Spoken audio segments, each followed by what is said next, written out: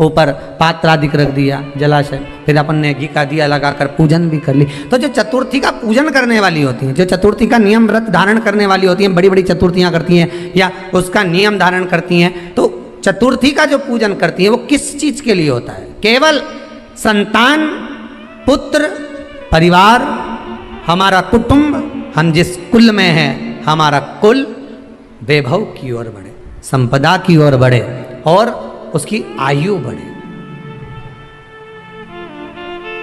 उसकी आयु बढ़े, वैभव बढ़े। बहुत ध्यान दीजिएगा महाराज, चतुर्थी की पूजन में जो आप आखा दाना रखते हो, गेहूं वगैरह कुछ भी जो भी रखते हो, उसकी बड़ी महत्वता होती है महाराज। यहाँ तक कहा गया है, चतुर्थी की कथा तो आप लोग पढ़ते होंगे, जो लोग पढ़ते हैं उनको मालूम होगा। चतुर्थी की कथा में लिखा है, चौथ माता के व्रत में वर्णन किया गया है कि वो आखा दाना जो रखा जाता है, मान लो कोई जरूरी काम होता है तभी आखा दाना को रखा जाता है, संभाल के रखते हैं कि हम इस काम के लिए जा रहे हैं और हमारा ये कार्य सफल होना चाहिए।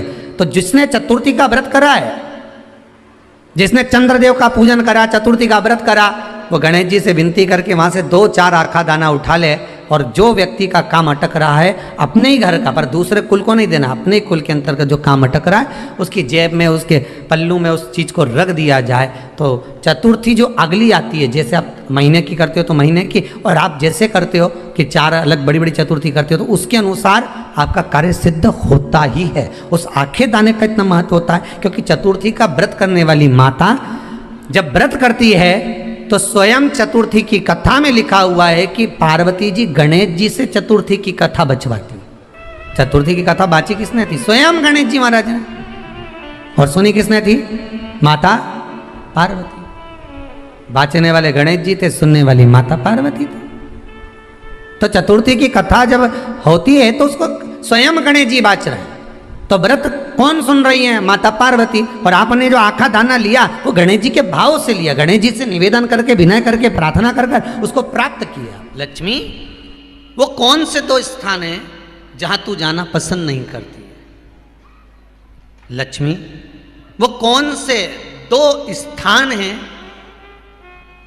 जो व्यक्ति धारण करता है तो उस व्यक्ति के पास में से 2 साल में, 4 साल में, 6 साल में, 8 साल में तो रुष्ट होकर चली जाती है? वो स्थान कौन से? तो 2 स्थान माता लक्ष्मी ने बताए हैं। पहला, फूटे हुए बर्तन में भोजन करना। कौन से बर्तन में? जम के बोलिए जरा।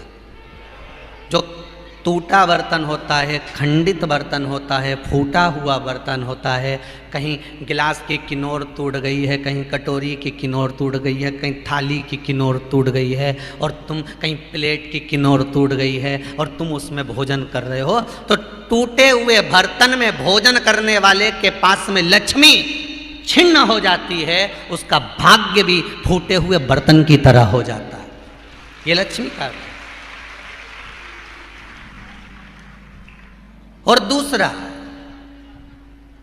फटे हुए वस्त्र धारण करने वाले का भाग्य भी फटे हुए वस्त्र की तरह, जैसे फटा हुआ कपड़े का रेसा रेसा निकलता है, उसी तरह फटे हुए वस्त्र धारण करने वाले के भी जिंदगी में परिश्रम का रेशा निकलता रहता है, पर उसको सुख का भान नहीं होता।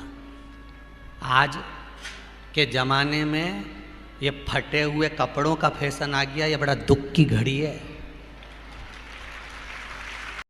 ऐसे ही मधुर आवाज में भजन सुनने के लिए हमारे चैनल को सब्सक्राइब और बेल आइकन दबाना ना भूलिए।